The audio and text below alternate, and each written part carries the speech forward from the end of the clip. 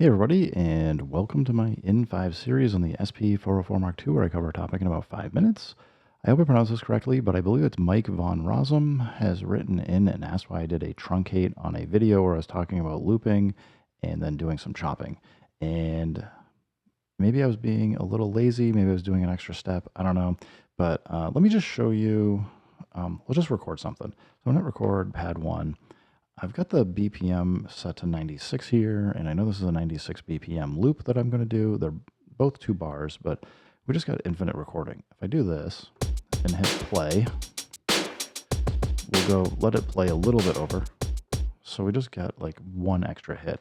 And if I'm trying to get this to like a loop correctly, we want to make sure that we have the right endpoint and loop point.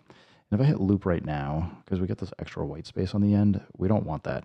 The other thing I want to point out is if we zoom way in, you can see that the start marker comes in after. A lot of samplers do this. And the reason they do this is because there might be actually some content for transients coming in before it starts actually triggering the recording. So you'll get that early, and you will want to get rid of that for if you're doing the chopping. And I'll explain that in a second why. But let's say we come in, we'll zoom in. I think I just had 1 extra kick. So let's just zoom in. We'll assume that the start of the kick is where we want it to loop over. We'll turn loop on. Let's see if this sounds okay.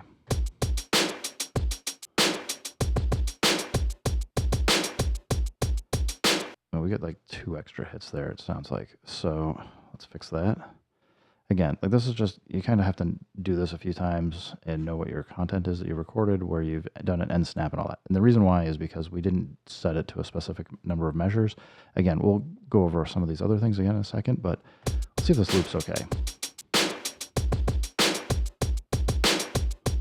All right, that sounds like it's looping correctly. So we've got the markers.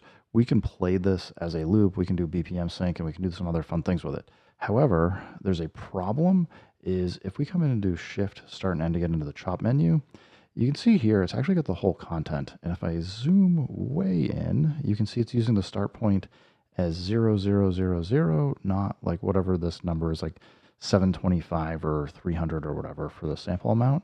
And you also see it's got the whole end here.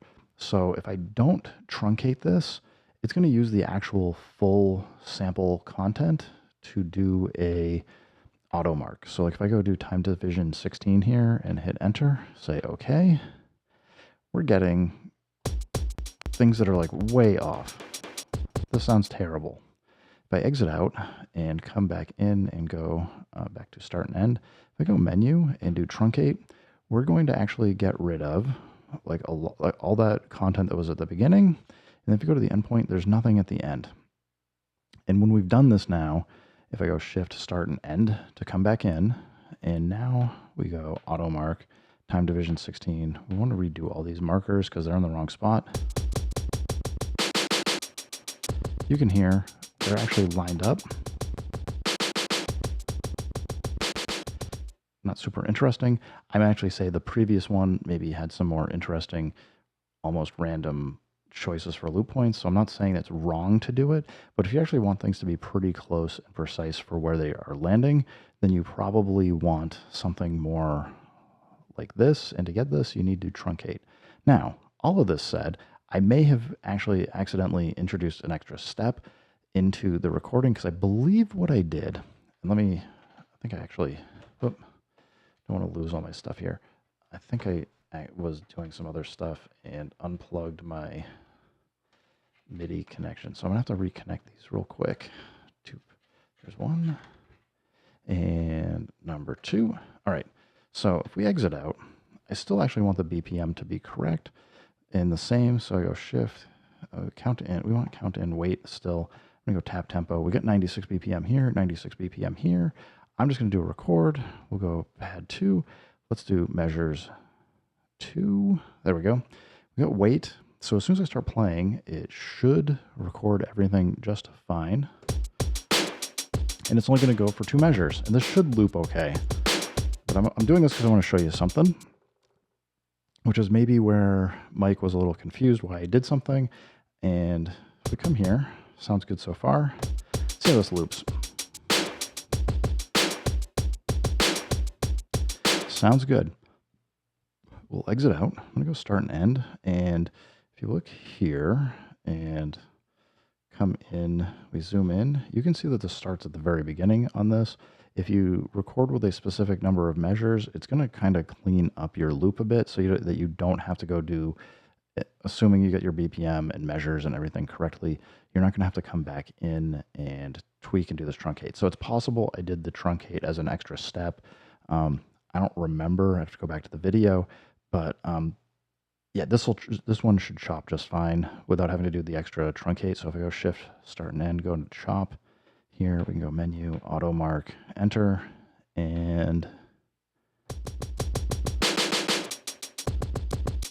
sounds good to me. So if you want things marked and in the right marking spot, do it this way. Otherwise, yeah, I mean, it's okay. I would say it's not incorrect to do chops that are on the wrong spots, because you will get new sounds and different sounds or different decisions made, and it'll force you to do things in a different way. But if you want to do the more traditional, I'll scare quote, correct way of chopping and having it be pretty much on the mark, so you don't have to go edit the mark points all over the place, you're probably going to want to either record with a specific number of measures in mind, use like the looper, the built-in looper, chop things out with skip back or other ways. But otherwise, if you have like content before the start marker or after the end marker, you really need to truncate to make sure that when you go and do your chops, that the chops are in the correct spot. Anyway, hope that helps you out. Hope that answers your question. Everybody else, thanks for stopping by. Keep making music, keep having fun. Remember, if it sounds good, it is good. And peace.